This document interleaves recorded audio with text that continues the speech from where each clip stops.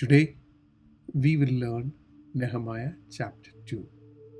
After 4 months of prayer, chapter 2, verse 1, it says, Nehemiah, who was a cupbearer when he stood in front of the king.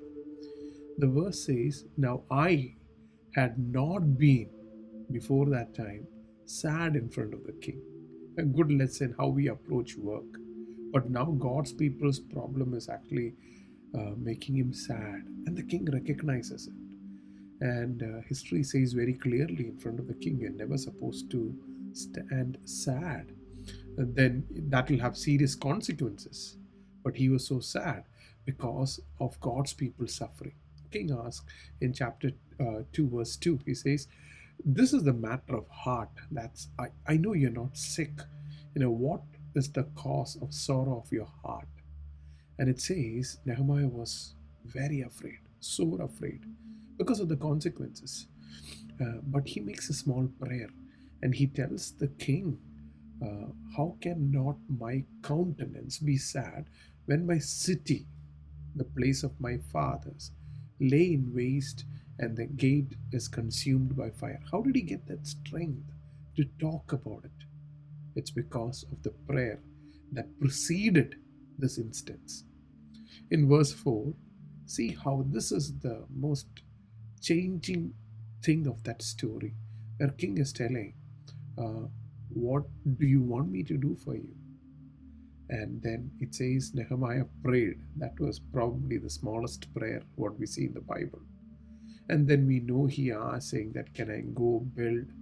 And then they are asking back, how long will you take? He will set a time, how long he will take. Then he'll say, when I'm going, can you write letters? The king is ready to write letters for provision too. And verse 8, it says, the king granted according to the good hand of my God upon me.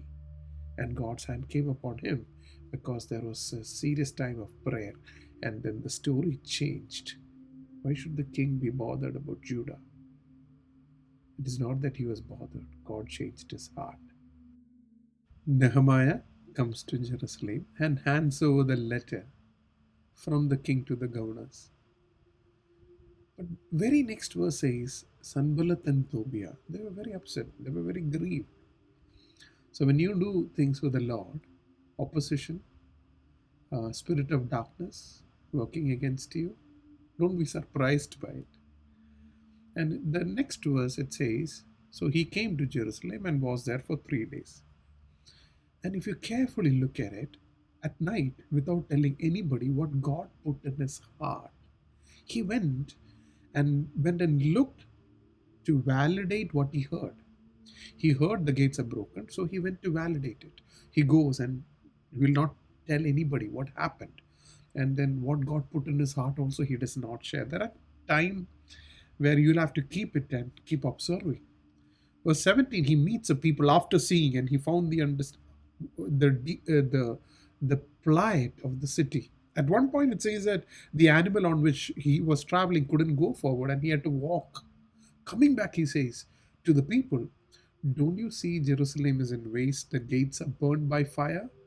Let's rebuild it. You prompt what God put in your heart, what you heard, turned out to weeping, turned out to be crying, and turned out to be prayer. And the prayer led you to an opportunity where you asked the king, God approval, which led to an action where he came to Jerusalem, which led to an investigation to see if it is right, which led to prompting the people saying that, let's build it. Verse 19, you see the enemies, Sanballat and Tobiah, heard it. They laughed, they scorned, they despised. See, the enemy tried to attack you emotionally to put you down. The thing, it's not going to happen. That's what the enemy wants. I love the way Nehemiah responded, not to the enemy, but to the people, saying that God of heaven, he will prosper us. Therefore, what should we do? We, his servants, should arise and build. Let's build it. And the building story we can see in the next chapter. God bless you.